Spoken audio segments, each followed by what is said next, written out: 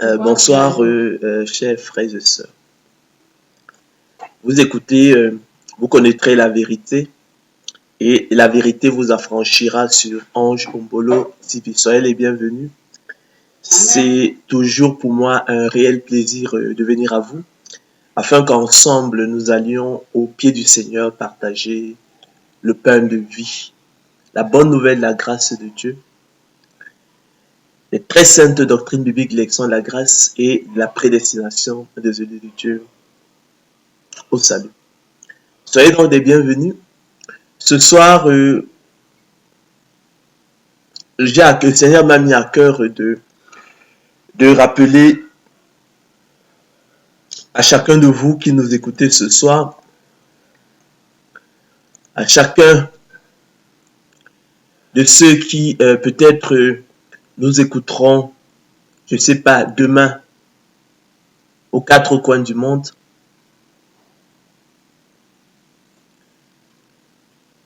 que nous sommes tous vendus au péché et que nous avons tous besoin d'un sauveur. Et le nom de ce sauveur est Jésus-Christ de Nazareth. Donc tu es vendu au péché, mon frère, tu es vendu au péché, ma sœur, et tu as grandement besoin d'un sauveur. Donc tel est donc le thème de l'émission de ce soir, de la conférence de ce soir, qui est donc intitulée « Tu es vendu au péché et tu as besoin d'un sauveur ». Donc tu es vendu au péché et tu as besoin d'un sauveur. Alors, tu es vendu au péché, mon frère, tu es vendu au péché, ma sœur, et tu as besoin d'un sauveur. Tu as grandement besoin d'un sauveur. Ne le sais-tu pas? Ne l'as-tu pas appris? Ne le savez-vous pas, chers frères et sœurs? Ne l'avez-vous pas appris? Ne vous l'a-t-on pas fait connaître dès le commencement? Selon qu'il est écrit, et je vais vous prier, chers frères et sœurs, d'ouvrir vos Bibles dans l'épître de Paul aux Romains. Cette épître somptueuse. Au chapitre 7, nous allons lire du verset 14 au verset 25. Vous allez entendre des choses terribles. C'est pourquoi il est important de parcourir les Écritures. Selon qu'il est écrit, ô Éternel, la révélation de tes paroles est claire. La révélation de tes paroles éclaire les yeux et donne de l'intelligence aux simples. Nous allons donc ouvrir nos Bibles dans Romains 7, verset 14 au verset 15. Vous allez entendre des choses terribles. Selon qu'il est écrit. Nous savons en effet que la loi est spirituelle, mais moi, je suis charnel, vendu au péché. D'accord? C'est ce qu'explique l'apôtre Paul. Nous savons en effet que la loi est spirituelle, mais moi, écrit l'apôtre Paul, je suis charnel, vendu au péché. C'est pourquoi précisément, je t'expliquais, mon frère, je t'expliquais, ma soeur, que tu es vendu au péché et tu as grandement besoin d'un sauveur. Donc, nous savons en effet que la loi est spirituelle, mais moi, je suis charnel, vendu au péché. Alors, le péché ici, c'est pas la simple transgression de la loi, c'est pas ce dont il est question. Cette transgression de la loi dont nous parle effectivement l'apôtre Paul dans l'une de ses épîtres.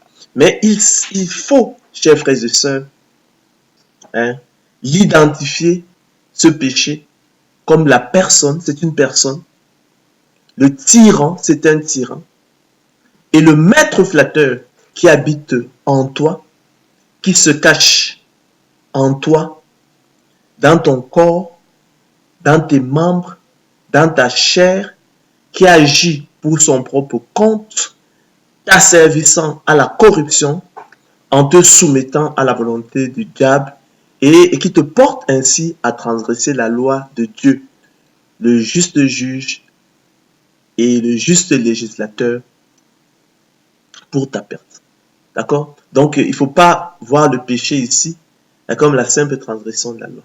Mais il faut le définir comme la personne, le, péché, le tyran et le maître flatteur qui habite et se cache en l'homme, c'est-à-dire dans son corps, dans ses membres, dans sa chair, qui agit pour son propre compte, asservissant l'homme à la corruption, en le soumettant à la volonté du diable, et le portant ainsi à transgresser la loi de Dieu, le juste législateur et juge, pour sa perte. C'est ce dont il est question ici lorsque l'apôtre Paul dit, nous savons en effet que la loi est spirituelle, mais moi je suis charnel, vendu au péché.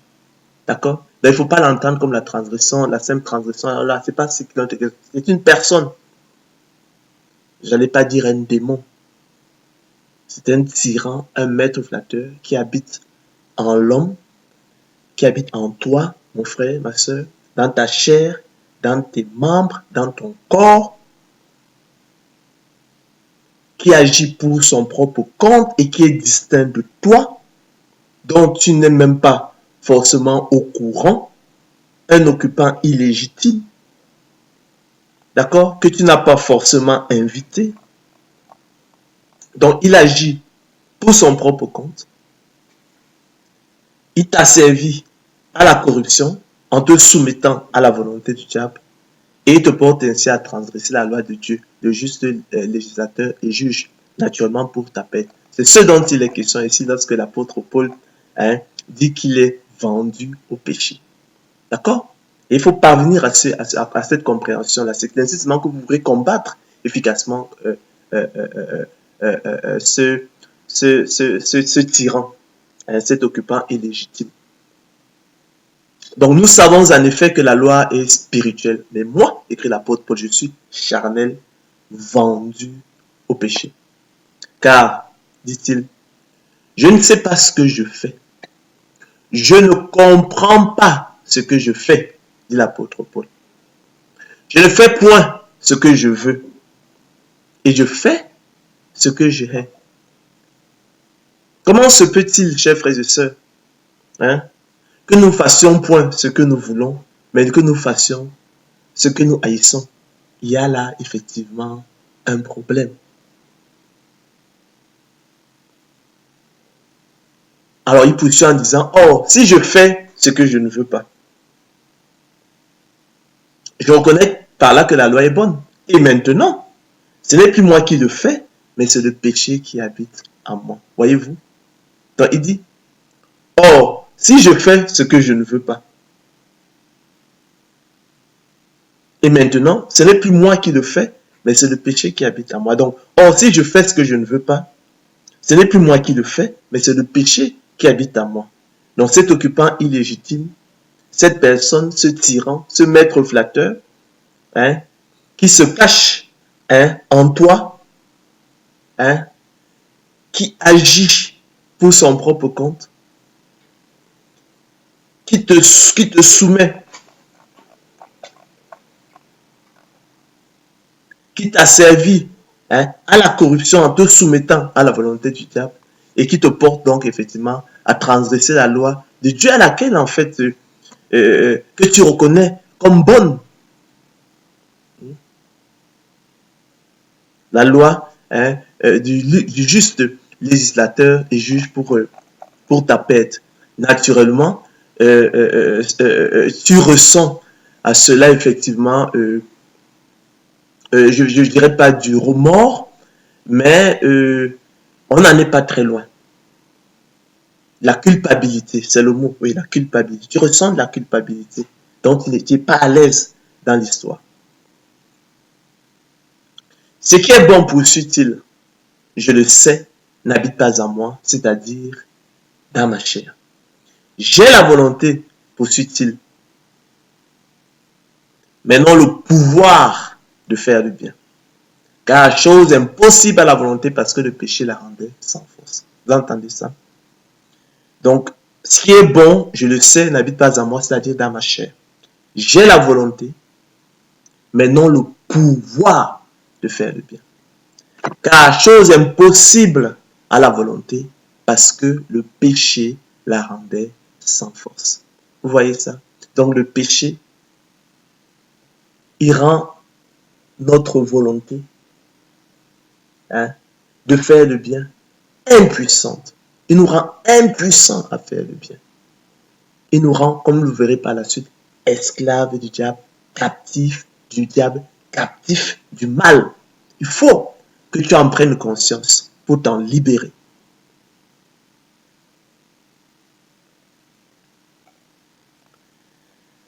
Car, explique-t-il, je ne fais pas le bien que je veux et je fais le mal que je ne veux pas. Vous voyez, c'est terrible.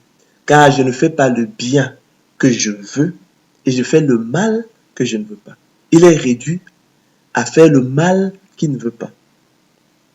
Et si je fais ce que je ne veux pas, ce n'est plus moi qui le fais, c'est le péché qui habite en moi. Et il a raison. Vous voyez qu'il se dissocie du péché qui habite en lui, dans lequel il ne se reconnaît pas. Il reconnaît que c'est un occupant illégitime, c'est un étranger, c'est une personne distincte du soi intérieur, c'est un tyran, ça n'est qu'un maître flatteur, hein, qui se cache dans son corps, dans sa chair, dans ses membres, qui agit pour son propre compte. Il nous a servi, hein, à la volonté, il nous a servi à la corruption en nous soumettant à la volonté du diable. Nous portons, hein, contre notre volonté, hein, à transgresser les lois, hein, de Dieu, le juste législateur et juge pour notre perte.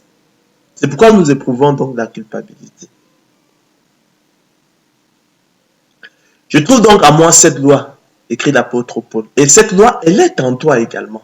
Il faut simplement que tu sois un peu attentif. Hein? Il faut être un peu attentif. Tu examines ta vie, les actes que tu poses. Alors, il dit donc, je disais, je trouve donc à moi cette loi. Et cette loi, elle est également en toi. Quand je veux faire le bien, le mal est attaché à moi. Comment? Pourquoi? À cause du péché.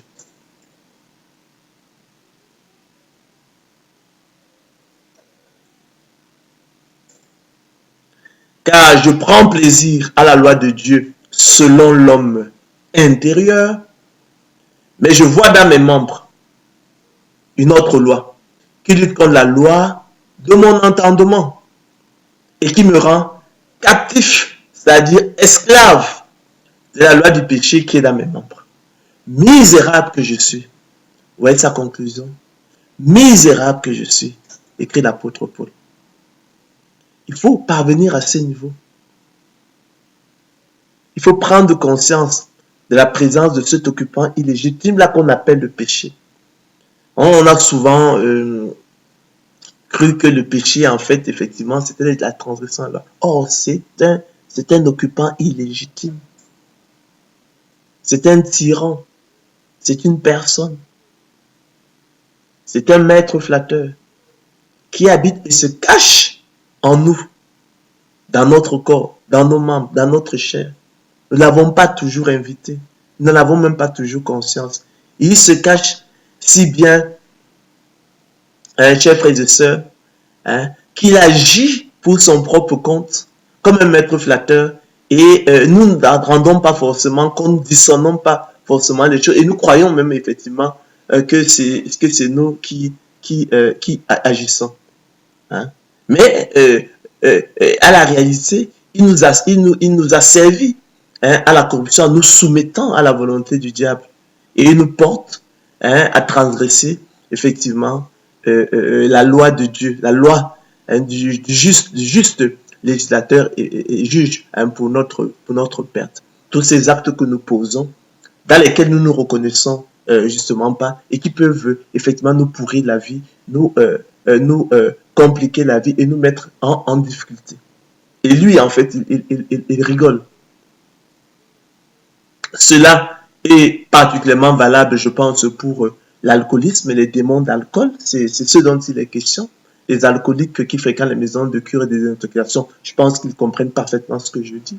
Cela est valable pour effectivement ceux qui sont accros de drogue et ce genre, pour ne parler que de cela. On a parlé des tueurs en série. Je pense que ce sont les mêmes travers ou encore lorsque vous, pour donner l'exemple des kleptomanes, ce sont les mêmes travers, mais ça, ce sont effectivement des sujets effectivement que les gens peut-être ont étudié en psychologie et tout, mais c'est valable pour tout, tous les domaines de la vie. Donc, tu es vendu au péché, ma soeur. Tu es vendu au péché, mon frère, et tu as grandement besoin d'un sauveur. Donc, misérable que tu es, il faut le reconnaître, tout simplement. C'est ainsi, lorsque tu prends conscience de ta maladie, c'est ainsi qu'effectivement, connaissant effectivement de quoi tu souffres, que on peut t'appliquer un traitement et tu pourras guérir. Donc, il faut pas mal prendre la chose. Au contraire, je pense que c'est une avancée.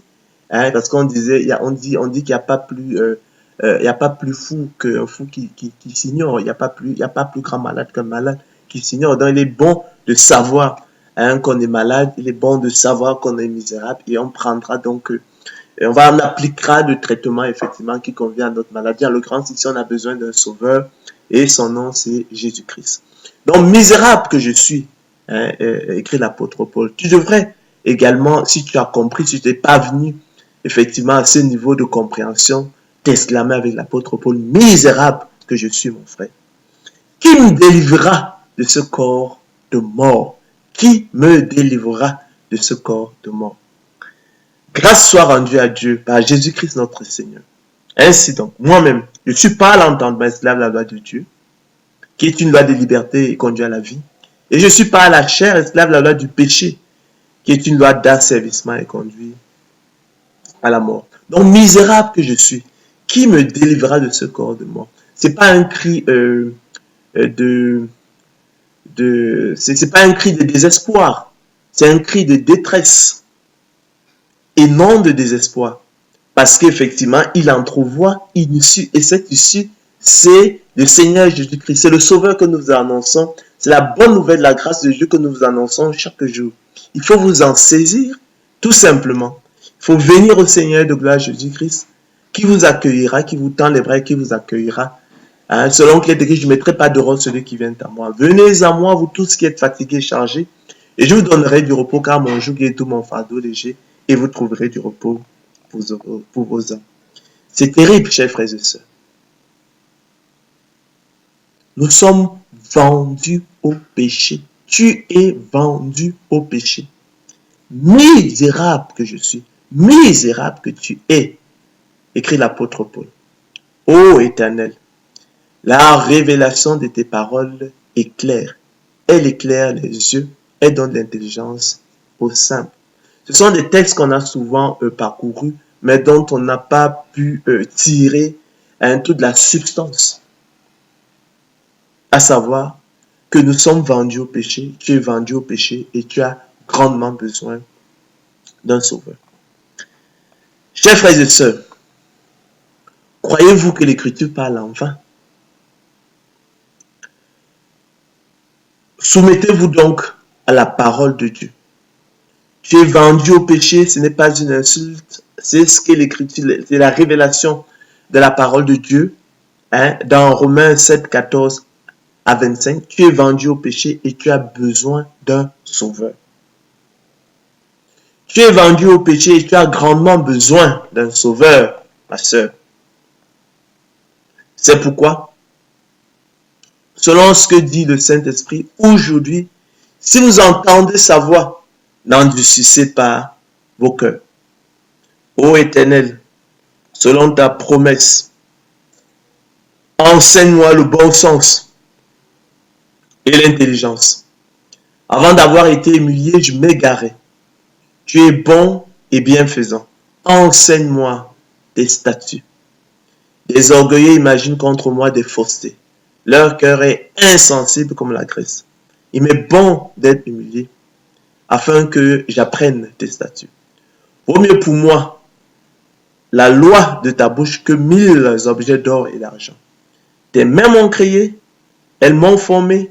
Donne-moi l'intelligence pour que j'apprenne tes commandements. Ceux qui te craignent me voient et se réjouissent, car j'espère en tes promesses. Je sais, ô Éternel, que tes jugements sont justes. C'est par fidélité que tu m'as humilié.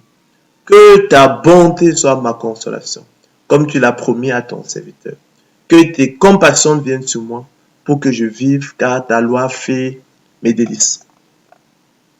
Craignons donc, chers frères et sœurs, tandis que la promesse d'entrer dans son repos subsiste encore, qu'aucun de vous ne paraisse être venu trop tard. Car cette bonne nouvelle nous a été annoncée aussi bien qu'à eux. Mais la parole qui leur fut annoncée ne leur servit de rien, parce qu'elle ne trouva pas de la foi chez ceux qui l'entendirent.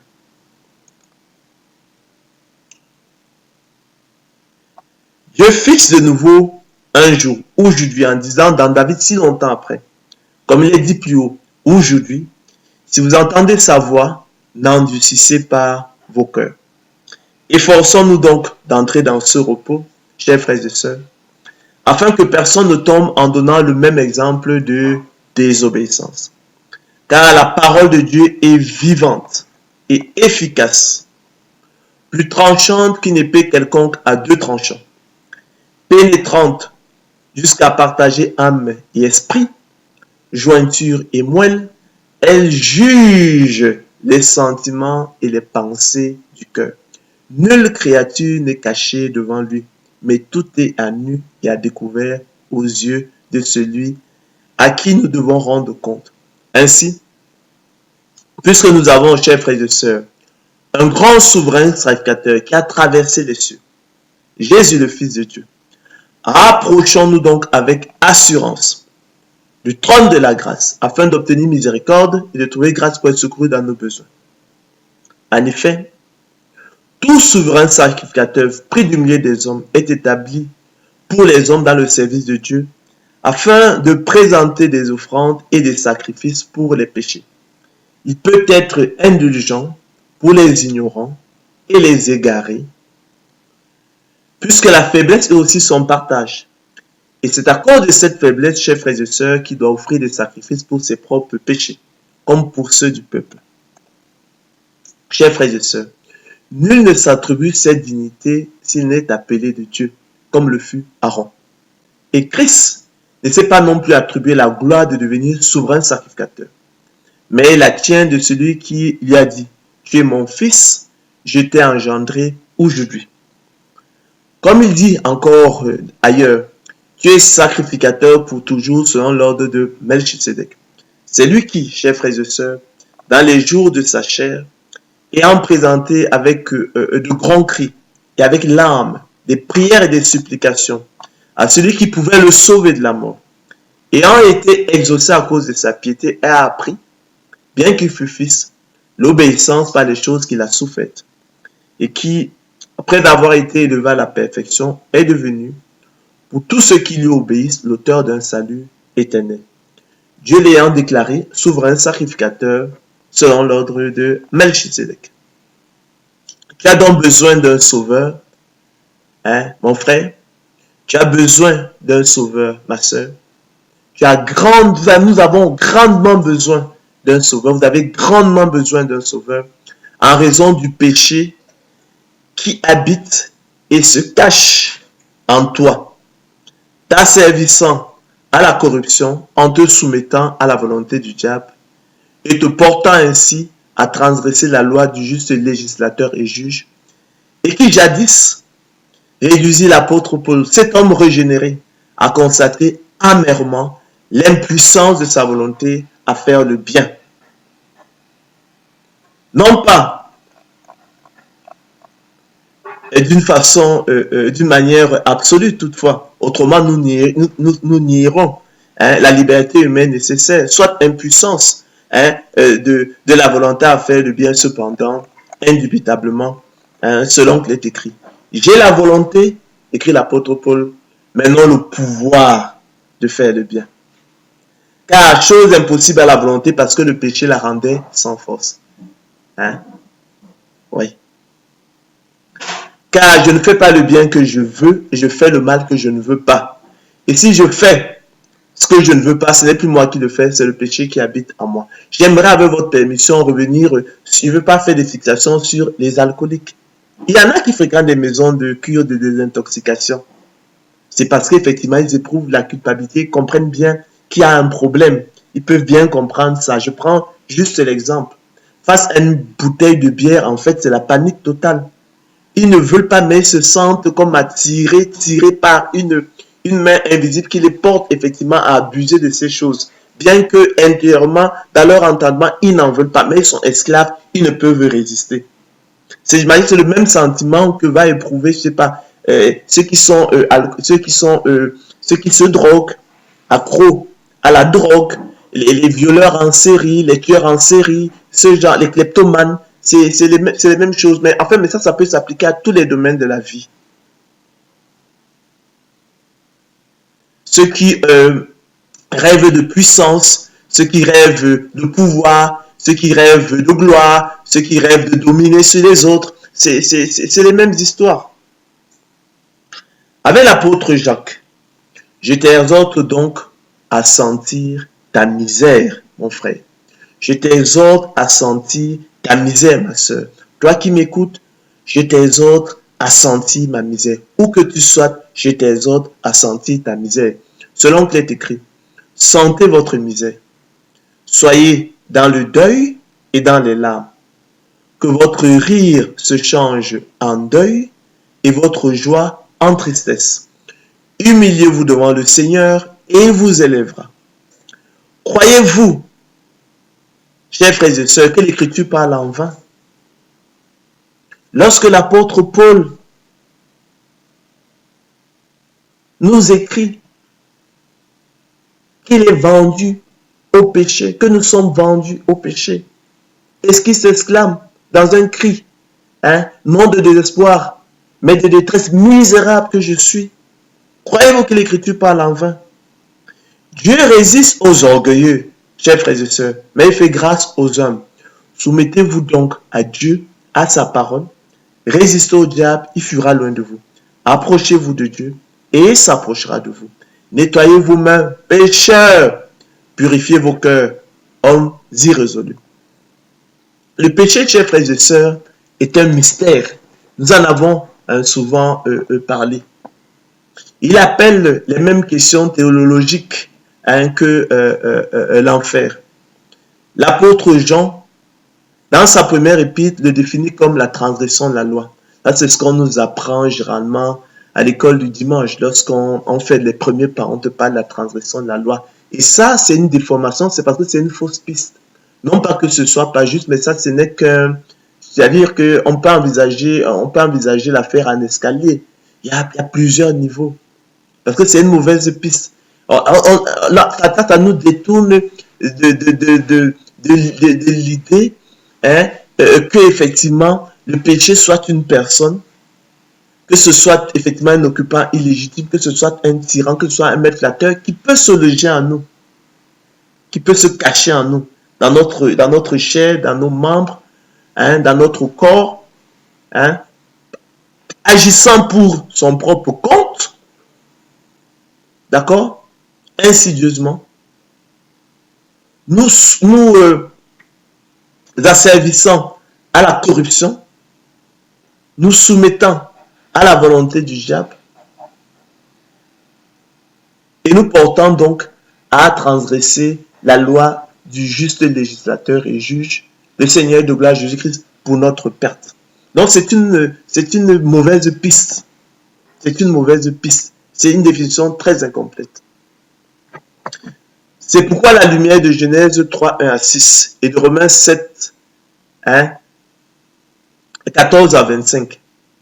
On peut également le définir comme la personne, le tyran et le maître flatteur en l'homme, c'est-à-dire dans son corps, dans ses membres, dans sa chair, qui agit pour son propre compte et porte l'homme à transgresser la loi de Dieu pour sa perte. D'accord? Le soumettant à la volonté du diable, selon qu'il est écrit.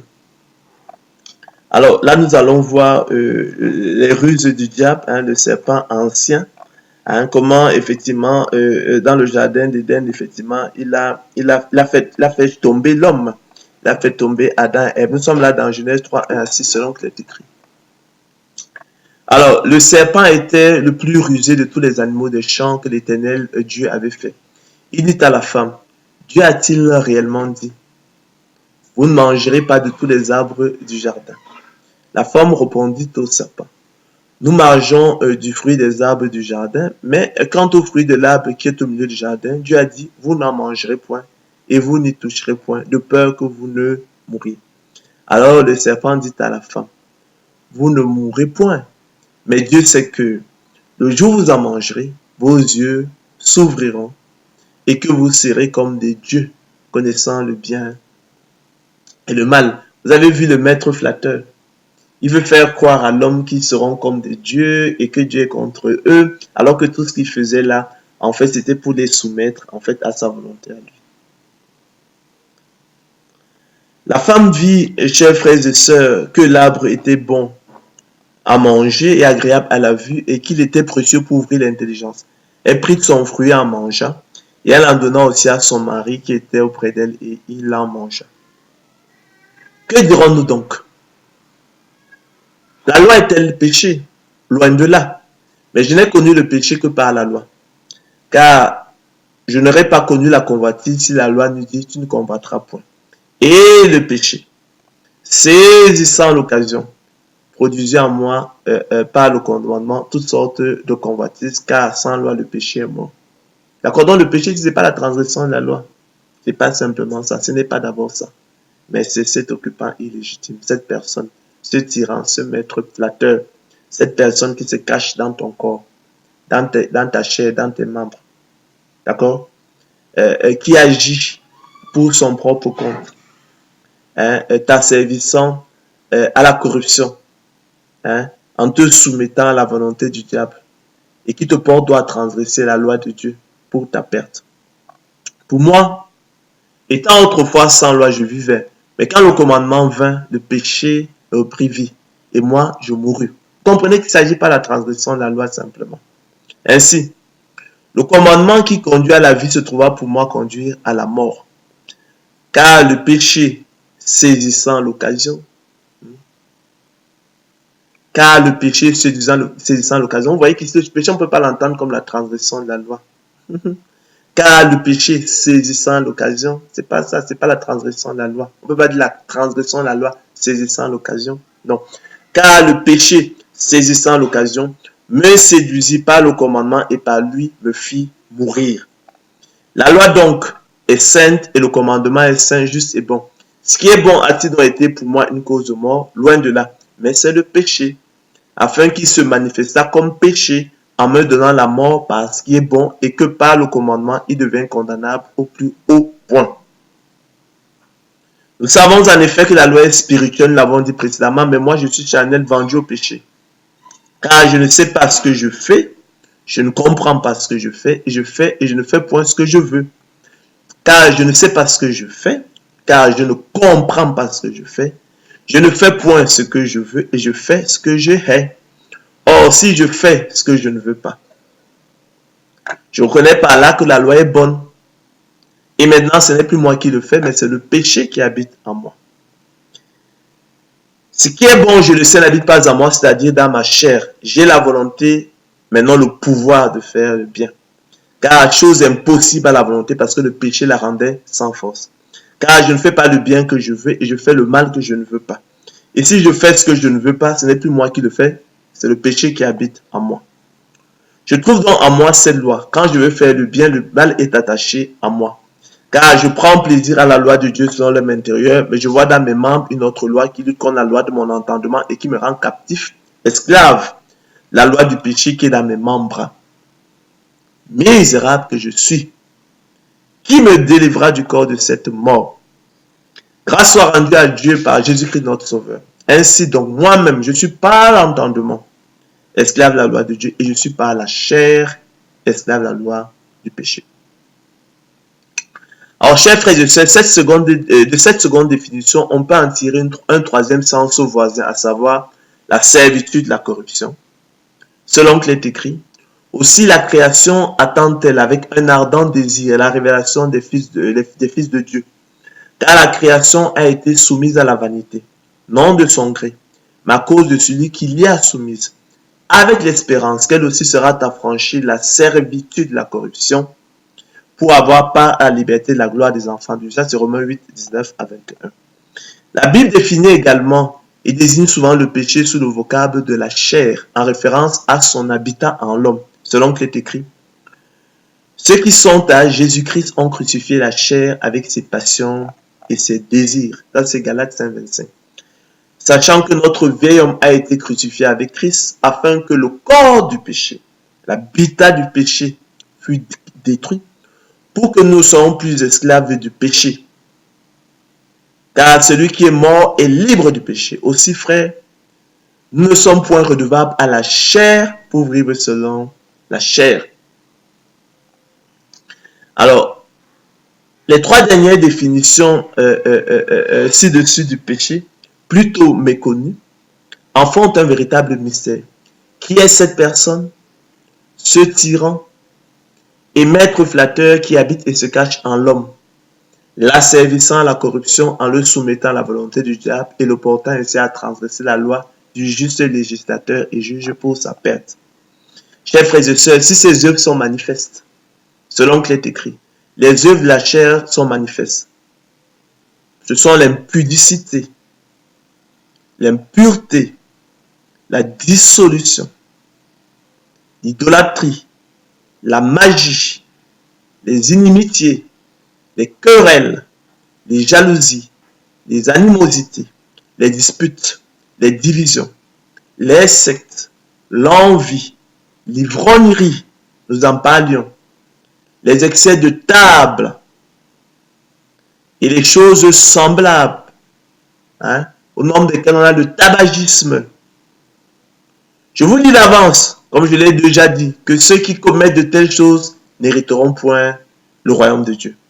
Mais le fruit de l'esprit, c'est l'amour, la joie, la paix, la patience, la bonté, la bénignité, la fidélité, la douceur, la tempérance. La loi n'est pas contre ces choses. Ceux qui sont à Jésus-Christ ont crucifié la chair avec ses passions et ses désirs. Sa personne, quant à elle, chers frères et sœurs, la personne du péché reste pour le moins mystérieuse et cachée. Aucun homme ne l'a jamais vue. La révélation biblique, chers frères et sœurs, reste également muette sur les origines du péché. Elle indique néanmoins que le diable pêche dès le commencement. Il a été meurtrier dès le commencement. Il est menteur et père du mensonge. C'est lui qui, nous l'avons vu précédemment dans le jardin d'Éden, séduisit Ève par la ruse.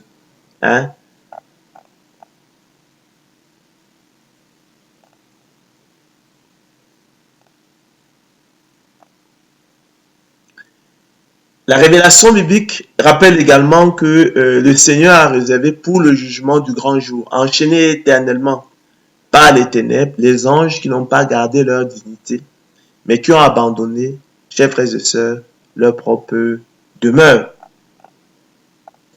C'est dit, chers frères et sœurs, et il ne faut pas qu'il y ait de confusion là-dessus.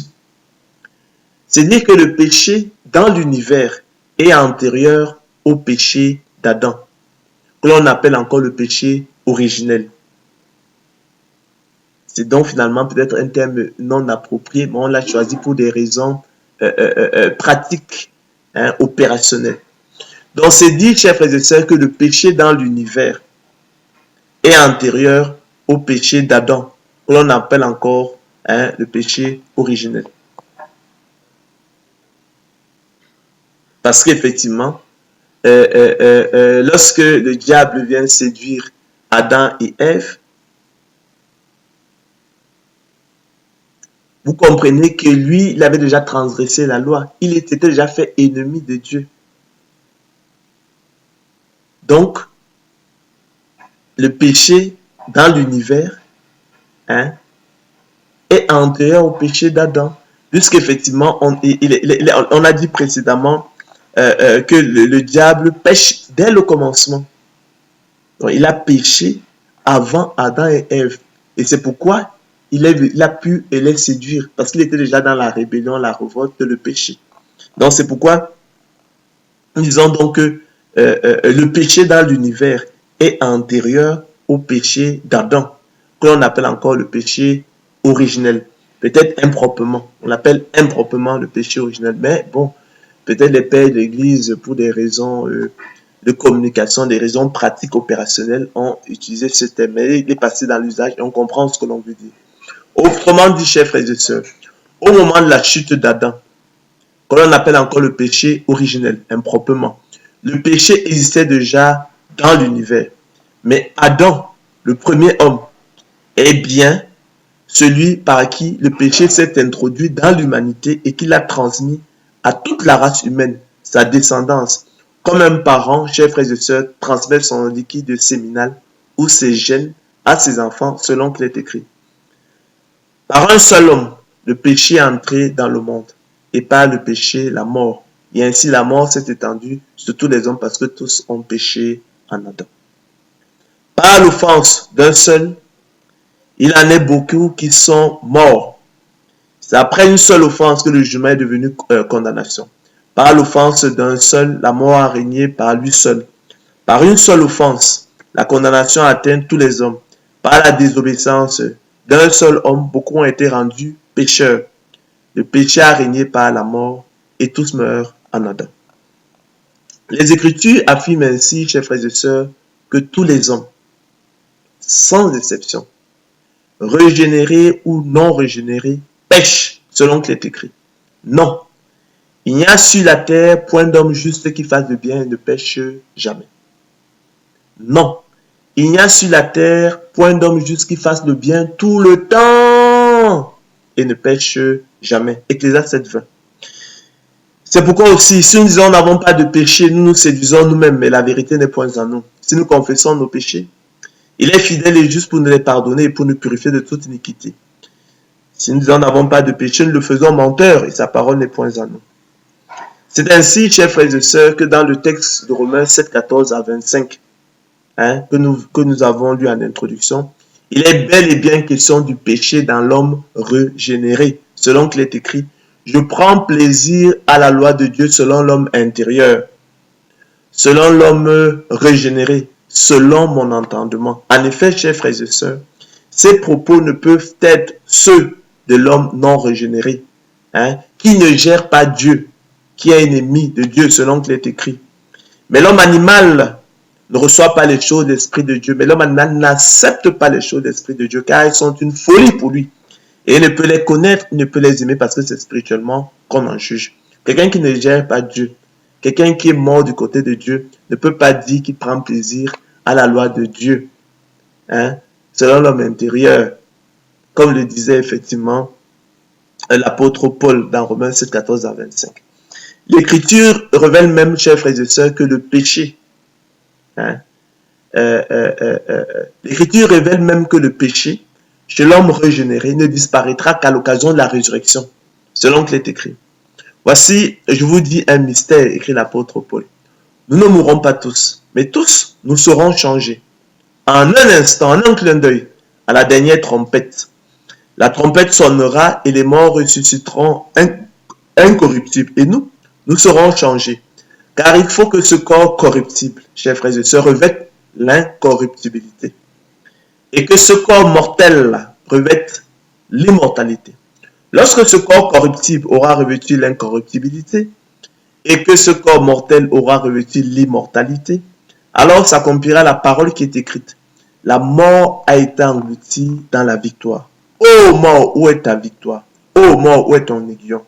L'aiguillon de la mort, c'est le péché. Et la puissance du péché, c'est la loi. Mais grâce soit rendue à Dieu qui nous a donné la victoire par notre Seigneur Jésus-Christ.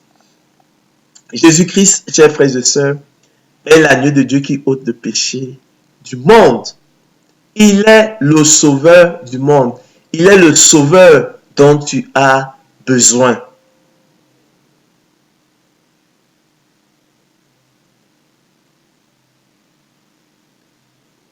Il est la rançon de Dieu pour le rachat des élus.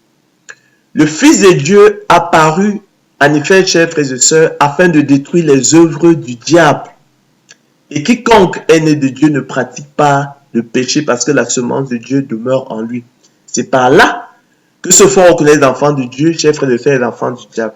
Il est essentiel, chers frères et sœurs, que effectivement chacun de nous sente sa misère spirituelle. Hein? À la lumière, effectivement, de la révélation, hein, des paroles de Dieu contenues effectivement dans le texte de Romains 7,14 hein, à 25, selon qu'il est écrit, sentez votre misère.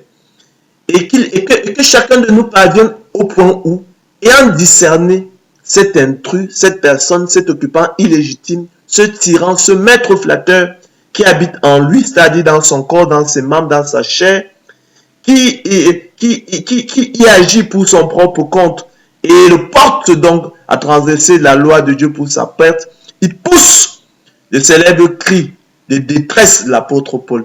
Ce n'est pas un cri de désespoir. Donc il pousse le célèbre cri de détresse de l'apôtre Paul, mais non de désespoir selon qu'il est écrit, misérable que je suis. Il faut parvenir à ce point-là. Misérable que je suis. Oui, je suis misérable. Qui me délivrera du corps de cette mort? Grâce soit rendue à Dieu par Jésus-Christ notre Seigneur. Ainsi donc, moi-même, je ne suis pas l'entendement esclave de la loi de Dieu et je ne suis pas la chair esclave de la loi du péché.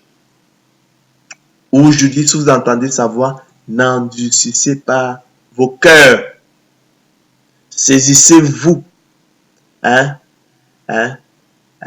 l'appel, de la main tendue du Seigneur Jésus-Christ à travers effectivement la conférence de ce soir.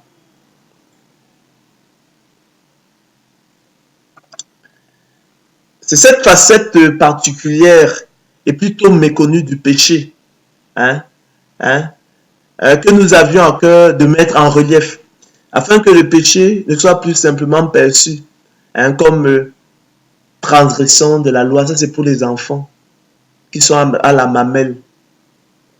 Mais qui soit clairement identifié comme tel qu'il est, à savoir la personne, l'intrus, l'occupant illégitime, le principe, le tyran, le maître flatteur, les démons, appelez ça comme vous voulez, en l'homme. C'est-à-dire, dans ton corps, ma soeur, dans tes membres, mon frère, dans ta chair, t'asservissant à la corruption, c'est ce dont il est question,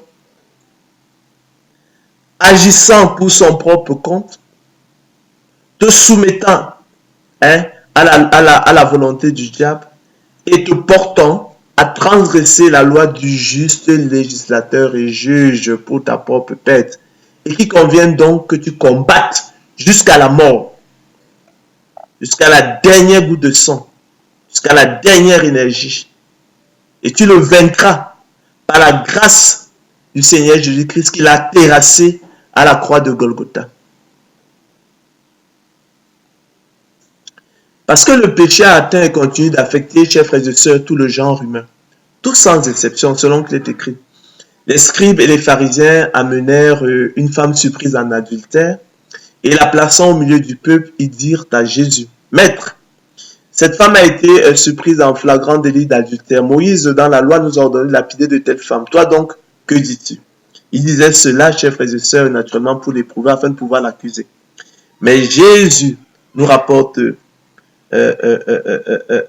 l'écriture, l'apôtre Jean, le disciple qu'il aimait, s'étant baissé, écrivait avec le doigt sur la terre.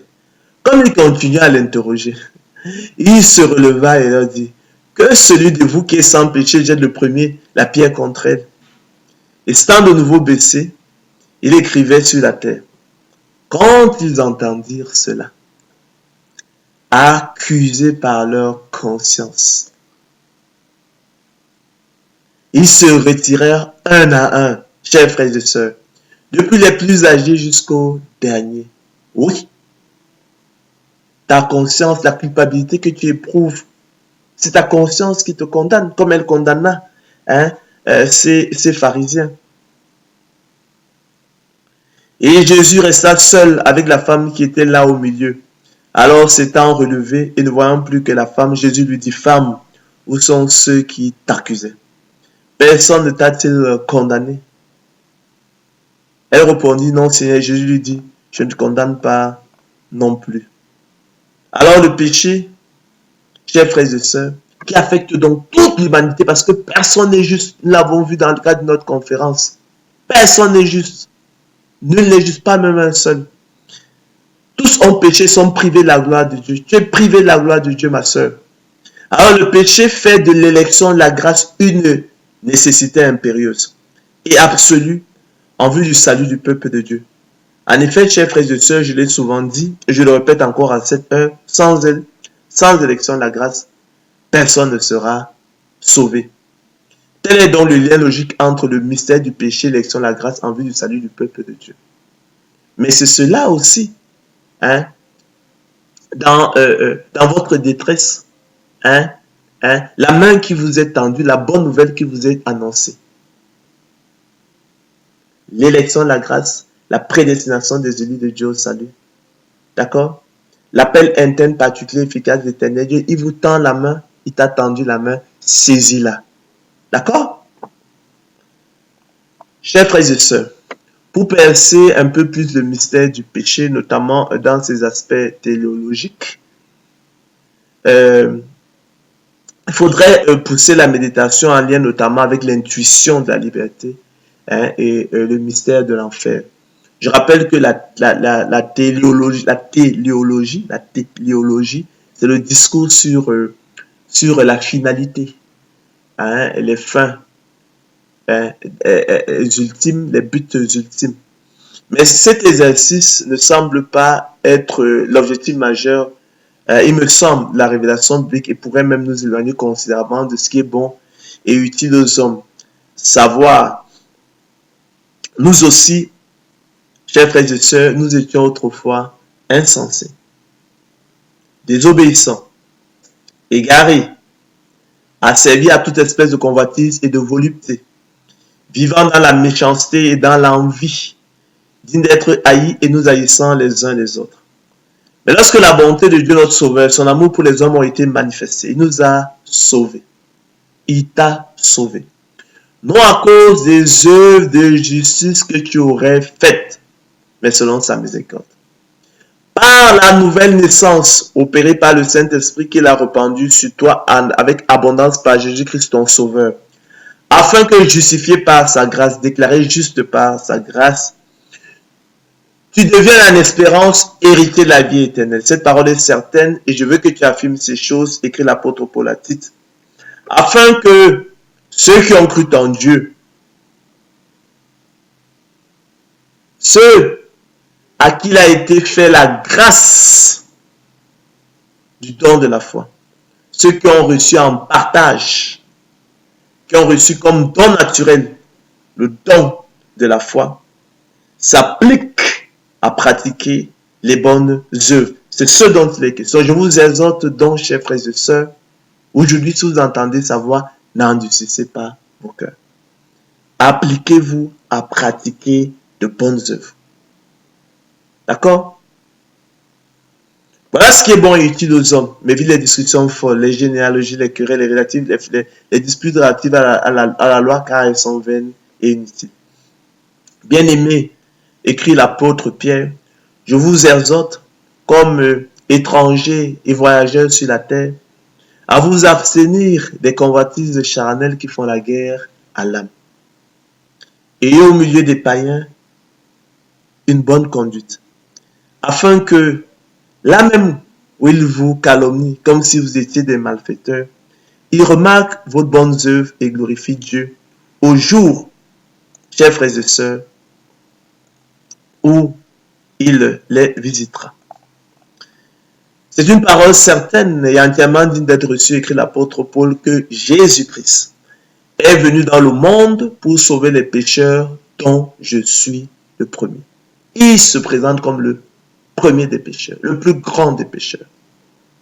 Mais j'ai obtenu miséricorde, dit-il, afin que Jésus-Christ fît voir en moi le premier toute sa longanimité, pour que je servisse d'exemple à ceux qui croiraient en lui pour la vie éternelle. Vous savez que l'apôtre Paul a persécuté l'Église. Il a même été meurtrier. Il a cautionné le meurtre d'Étienne. Mais à ce meurtrier qui a cautionné le meurtre d'Étienne. Il servait d'arbitre, on appelle ça le Katika au Cameroun. Il lui a fait la grâce. Il a fait le don de la foi. Au roi des siècles, immortel, invisible, seul Dieu, soit honneur et gloire au siècle et des siècles. Amen.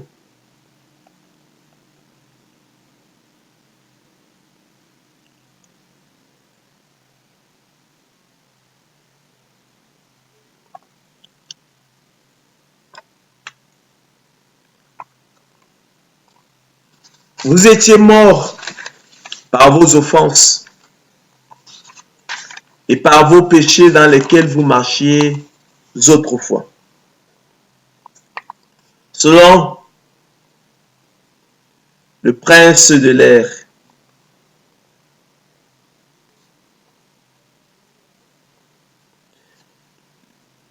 de l'esprit qui agit maintenant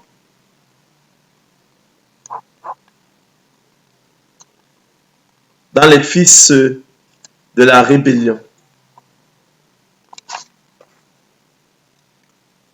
Donc, vous étiez morts par vos offenses, chers frères et sœurs, et par vos péchés, dans lesquels vous marchiez autrefois. Selon le train de ce monde, selon le prince de la puissance de l'esprit qui agit maintenant dans les fils de la rébellion. Tu es mort, ma sœur, tu es mort, mon frère, par tes offenses et par tes péchés dans lesquels tu marches. Selon le train de ce monde, selon le prince de la puissance de l'esprit qui agit maintenant dans les fils de la rébellion. Nous tous aussi, nous étions de leur nombre. Et nous vivions autrefois, selon les convoitises de la chair, accomplissant les volontés de la chair et de nos pensées. Et nous étions par nature des enfants de colère comme les autres. Mais Dieu, qui est riche en miséricorde, chers frères et sœurs, à cause du grand amour dont il nous a aimés, nous qui étions morts par nos offenses, nous a rendu la vie avec Christ. C'est par grâce que vous êtes sauvés. Il nous a ressuscités ensemble et il nous a fait asseoir ensemble dans les lieux célestes en Jésus-Christ afin de montrer dans les siècles à venir l'infinie richesse de sa grâce par sa bonté envers nous en Jésus-Christ. Car c'est par grâce que vous êtes sauvés par le moyen de la foi. Et cela ne vient pas de vous, c'est le don de Dieu. Ce n'est point par les œuvres afin que personne ne se glorifie, car nous sommes son ouvrage et a été créé dans Jésus-Christ pour de bonnes œuvres que Dieu a préparées d'avance afin que nous les pratiquions. C'est pourquoi, vous autrefois païens dans la chair, appelés incirconcis par ceux qu'on appelle circoncis et qui le sont en la chair par la main de l'homme, souvenez-vous que vous étiez en ce temps-là sans Christ, privés du droit de cité en Israël, étrangers aux alliances de la promesse, sans espérance et sans Dieu dans le monde. Ouais, tu traînais dans les bars. Toi qui traînes dans les bars, tu traînes dans les rues, à ne rien faire, tu t'ennuies, tu n'arrives pas à trouver de sommeil. Tu es perdu.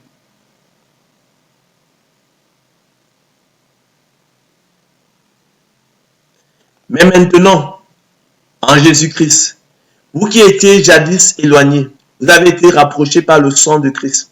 Car il est notre paix, lui qui des deux n'en a fait qu'un, et qui a renversé le mur de séparation, l'inimitié, et anéanti par sa chair la loi des ordonnances dans ses prescriptions, afin de créer en lui-même, avec les deux, un seul homme nouveau en établissant la paix, et de les réconcilier l'un et l'autre en un seul corps avec Dieu par la croix, en détruisant par elle l'inimitié. Il est venu annoncer la paix à vous qui étiez loin, et la paix à ceux qui étaient près. Car par lui nous avons les uns les autres accès auprès du Père dans un même esprit. Ainsi donc, vous n'êtes plus des étrangers, chers frères et sœurs, ni des gens du dehors, mais vous êtes concitoyens des saints, gens de la maison de Dieu. Vous avez été édifiés sur les fondements des apôtres et des prophètes, Jésus-Christ lui-même étant la pierre angulaire. En lui, tout l'édifice bien coordonné s'élève pour être un temple saint dans le Seigneur. En lui, vous êtes aussi édifiés pour être une habitation de Dieu en esprit. Ainsi donc, Christ ayant souffert dans la chair, vous aussi, chers frères et sœurs, armez-vous de la même pensée. Car celui qui a souffert dans la chair en a fini avec le péché, afin de vivre non plus selon les convoitises des hommes, mais selon la volonté de Dieu pendant le temps qu'il lui reste à vivre dans la chair. C'est assez en effet, chers frères et sœurs, d'avoir dans le temps passé accompli la volonté des païens en marchant dans la dissolution, la débauche, les convoitises, l'ivrognerie, les excès du manger et du boire et les idolâtries criminelles. Aussi trouve-t-il étrange que vous ne précipitiez pas avec eux dans le même débordement des débauches et ils vous calomnient. Ils rendront, chers frères et sœurs, compte à celui qui est prêt à juger les vivants et les morts. Faites donc, chers frères et sœurs, mourir les membres qui sont sur la terre, l'impudicité, on ne dira jamais assez, l'impureté, les passions, les mauvais désirs et la cupidité qui est une idolâtrie. C'est à cause de ces choses que la colère de Dieu vient sur les fils de la rébellion, parmi lesquels quelques-uns marchent encore. Ceux qui vivent dans ces péchés. Mais maintenant, renoncez à toutes ces choses. C'est une exhortation à la colère, à l'animosité, à la méchanceté, à la calomnie, aux paroles déshonnêtes qui pourraient sortir de vos bouches. Ne mentez pas les uns aux autres, vous étant dépouillés du vieil homme et de ses œuvres, ayant revêtu l'homme nouveau, qui se renouvelle dans la connaissance, selon l'image de celui qui l'a créé. Il n'y a ici ni grec, ni juif, ni circoncis, ni incirconcis, ni barbare, ni scythe, ni esclave, ni libre. Mais Christ est tout et en tous. Ainsi donc, comme des élus de Dieu, chers frères et sœurs, comme des élus de Dieu, j'aime bien ça. Saints et bien-aimés, revêtez-vous d'entrailles de miséricorde, de bonté, d'humilité, de douceur, de patience. Supportez-vous les uns les autres. Et si l'un a sujet ceux de plaindre de l'autre, pardonnez-vous réciproquement. De même que Christ vous a pardonné, de même que Christ a pardonné, pardonnez-vous aussi. Mais par-dessus toutes ces choses, revêtez-vous de charité qui est le lien de la perfection. Et que la paix de Christ, à laquelle vous avez été appelés pour former un seul corps, règne dans vos cœurs. Et soyez, chers frères et sœurs, reconnaissants. Que la parole de Christ habite parmi vous abondamment. Instruisez-vous et exhortez-vous les uns les autres en toute sagesse, par des psaumes, par des hymnes, par des cantiques spirituels, chantant à Dieu dans vos cœurs sous l'inspiration de la grâce. Et quoi que vous fassiez, en parole ou en œuvre, faites tout au nom du Seigneur Jésus en rendant par lui des actions de grâce à Dieu le Père. Ainsi, dès maintenant, nous ne connaissons personne selon la chair. Et si nous avons connu Christ selon la chair, maintenant, nous ne le connaissons plus de cette manière. Si quelqu'un est en Christ, croyez-moi, chers frères et sœurs, il est une nouvelle créature, écrit l'apôtre Paul. D'accord? Les choses anciennes sont donc passées, mon frère. Voici, toutes choses sont devenues nouvelles. Et tout cela vient de Dieu, qui nous a réconciliés avec lui par Christ et qui nous a donné le ministère de la réconciliation. Car Dieu était en Christ réconciliant le monde avec lui-même, en n'imputant point aux hommes leurs offenses. Et il a mis en nous la parole de la réconciliation. C'est pourquoi je n'exerce pas dans le ministère de la mort. Je n'exerce pas, je ne travaille pas pour le ministère de la condamnation, je ne travaille pas pour le ministère de la malédiction. Mais je vous annonce la bonne nouvelle, la grâce de Dieu, la bonne nouvelle d'élection, la grâce, la prédestination des élus de Dieu au salut. Nous faisons donc les fonctions d'ambassadeurs pour Christ comme si Dieu exhortait par nous. Nous vous en supplions au nom du Seigneur, soyez réconciliés avec Dieu. Celui qui n'a point connu de péché, il a fait devenir péché pour nous, afin que nous devenions en lui justice de Dieu. Puisque nous travaillons avec Dieu, nous vous exhortons à ne pas recevoir la grâce de Dieu en vain, car il a dit, au temps favorable, je t'ai exaucé. Au jour du salut, je t'ai secouru. Mon frère, voici maintenant le temps favorable. Ma sœur, voici maintenant le jour du salut. Aujourd'hui, si vous entendez sa voix, n'endurcissez pas vos cœurs. Nous ne donnons aucun sujet de scandale en quoi que ce soit, afin que le ministère ne soit pas un objet de blâme. Notre bouche s'est ouverte pour vous, chers amis. Notre cœur s'est élargi. Rendez-nous l'appareil. Je vous parle comme à des enfants. Élargissez-vous aussi. Ne vous mettez pas avec les infidèles sous un joug étranger. Car quel rapport y a-t-il entre la justice et l'iniquité? Ou qu'y a-t-il de commun entre la lumière et les ténèbres? Quel accord y a-t-il entre Christ et Bélial? Ou quelle part a le fidèle avec l'infidèle? Quel rapport y a-t-il entre le temple de Dieu et les idoles? Car nous sommes le temple du Dieu vivant, comme Dieu l'a dit. J'habiterai et je marcherai au milieu d'eux. Je serai leur Dieu et ils seront mon peuple. C'est pourquoi, chers frères et sœurs, sortez du milieu d'eux et séparez-vous, dit le Seigneur. Ne touchez pas à ce qui est impur et je vous accueillerai. Je serai pour vous un père et vous serez pour moi des fils et des filles, dit le Seigneur Tout-Puissant. Ayant donc, chers frères et sœurs, de telles promesses, purifions-nous de toute souillure de la chair et de l'esprit en achevant notre sanctification dans la crainte de Dieu. Donnez-nous une place dans vos cœurs. Nous n'avons fait de tort à personne. Nous n'avons ruiné personne. Nous n'avons tiré du profit de personne. Nous n'avons demandé de l'argent de personne. Nous ne sommes pas des escrocs. Le Seigneur Jésus-Christ n'a pas besoin de votre argent, il a besoin de vos âmes. Vous êtes ses brebis, revenez dans la bergerie du Christ. Rejetant donc toute malice et toute ruse, chers frères et sœurs, la dissimulation, l'envie et toute médisance, désirez comme des enfants nouveau-nés, le lait spirituel et pur, afin que par lui, vous croissiez pour le salut, si vous avez goûté que le Seigneur est bon. Et si la révélation des paroles de Dieu contenues dans Romains 7, 14 à 25 a éclairé vos yeux et vous a donné de l'intelligence, ce dont je ne doute point un instant, approchez-vous de lui. Approchez-vous du Seigneur Jésus-Christ, pierre vivante, rejetée par les hommes, mais choisie et précieuse devant Dieu. Comme l'ont fait avant toi, le font actuellement avec toi et le feront encore après toi de nombreux autres élus aux quatre coins du monde, selon qu'il est écrit. Au chef des chantres, Somme de David. Lorsque Nathan le prophète vint à lui, après que David fut allé vers Bathsheba et fut mourir, Uri, le Héthien, son légitime époux, en l'exposant au front au plus fort du combat pour le frapper de l'épée. Ça, c'est le somme c'est le somme de repentance par excellence, le somme 51. C'est donc qu'il est écrit. Ô Dieu, aie pitié de moi dans ta bonté. Oui. Selon ta grande miséricorde, efface mes transgressions. Dis-le. Lave-moi complètement de mon iniquité et purifie-moi de mon péché, car je reconnais mes transgressions et mon péché constamment devant moi. J'ai péché contre toi seul et j'ai fait ce qui est mal à tes yeux, en sorte que tu seras juste dans ta sentence, sans reproche dans ton jugement. Voici, je suis né dans l'iniquité, ma mère m'a conçu dans le péché.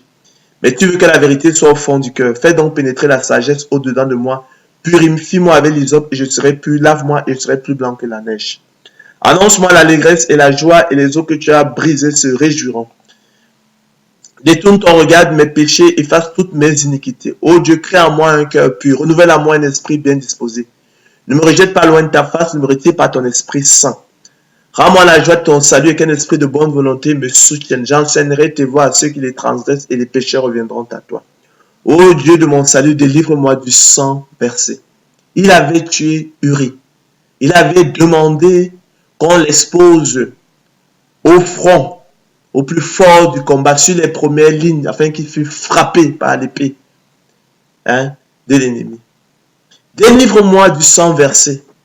Et Dieu l'a délivré de ce sang versé. Toi qui crois que tu as commis des abominations. Il n'y a pas plus grande abomination que de verser du sang. Donc, cette parole que nous t'annonçons, ce salut que nous t'annonçons, cette main qui t'est tendue, elle est pour toi. Tu n'es pas le pire des pécheurs. L'apôtre Paul a dit qu'il était le premier des pécheurs, donc tu es moins que lui. Or, à l'apôtre Paul, il lui a été fait la grâce par rapport à Christ de croire en lui.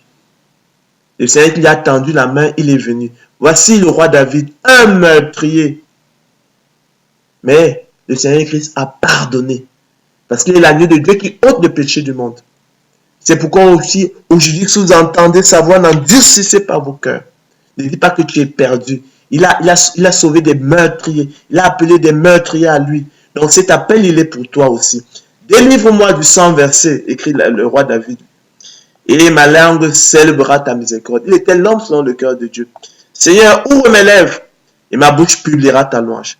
Si tu eûs voulu des sacrifices, je t'en aurais offert, mais tu ne prends point plaisir aux holocaustes. Les sacrifices qui sont agréables à Dieu, c'est un esprit brisé. Ô Dieu, tu ne dédaignes pas un cœur brisé, contrit. Répands par ta grâce tes bienfaits sur Sion. Bâtis les murs de Jérusalem. Alors tu agréeras des sacrifices et des holocaustes et des victimes tout entières. Alors on offrira des taureaux sur ton autel. Chers frères et sœurs, j'aurais également eu à cœur effectivement de vous lire dans sa totalité effectivement le psaume 119, un psaume magnifique, mais le temps nous manquerait. Donc je vous suggère d'aller le faire vous-même. Nous sommes donc parvenus, chers frères et sœurs, au thème de notre conférence. J'espère qu'effectivement la parole, j'espère que la révélation des paroles de Dieu contenues dans Romains 7, 14 à 25 vous a éclairé vos yeux et vous a donné de l'intelligence et que effectivement vous avez discerné le péché qui se cache en vous, qui habite dans votre corps, dans vos membres, dans votre chair,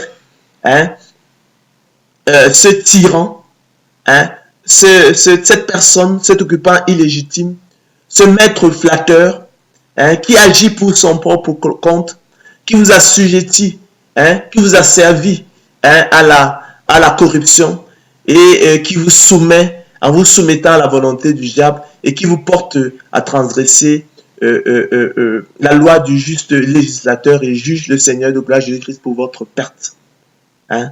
L'Écriture ne parle pas en vain. Ne croyez pas que l'Écriture parle en vain. Sentez votre misère. Tu es vendu au péché. Tu es vendu au péché, mon frère. Ne t'abuse pas. Tu es vendu au péché. Misérable que tu es, c'est pourquoi aussi tu as donc besoin d'un sauveur. Tu as grandement besoin du sang de l'agneau de Dieu qui ôte le péché du monde. Ne sombre pas dans le désespoir. Je t'annonce non la loi. Je ne prêche pas le ministère de la mort. Je ne prêche pas le ministère de la malédiction. Je ne prêche pas le ministère de la condamnation. Mais j'annonce la bonne nouvelle, la grâce de Dieu. J'annonce les très saintes doctrines bibliques, les sons de la grâce, la prédestination des élus de Dieu au salut. D'accord? Le Seigneur Jésus-Christ te tend la main. Saisis-la et tu seras sauvé. Cette parole est certaine, écrit l'apôtre Paul à Timothée, et je veux que tu affirmes ces choses, afin que ceux qui ont cru en Dieu, toi qui ce soir a été touché par la parole de Dieu, toi à qui il a été fait la grâce par rapport à Christ de croire en lui, toi qui ce soir, toi sur qui ce soir le Seigneur Christ a déversé son esprit, il a déversé le don de la foi. Toi qui as reçu en partage ce soir le don de la foi. Toi qui as reçu comme don naturel ce soir le don de la foi à travers l'annonce de la bonne nouvelle, la grâce de Dieu. Applique-toi maintenant à pratiquer les bonnes œuvres. C'est ce dont il est question. Applique-toi à pratiquer les bonnes œuvres. D'accord? Recherche la volonté du Seigneur. Sépare-toi, détache-toi du monde. Bonne soirée. À la prochaine, soyez infiniment bénis. Que l'honneur, l'acclamation et la gloire reviennent au Seigneur de gloire Jésus-Christ seul. C'est de lui, par lui et pour lui que sont toutes choses. Bonne soirée et soyez infiniment bénis.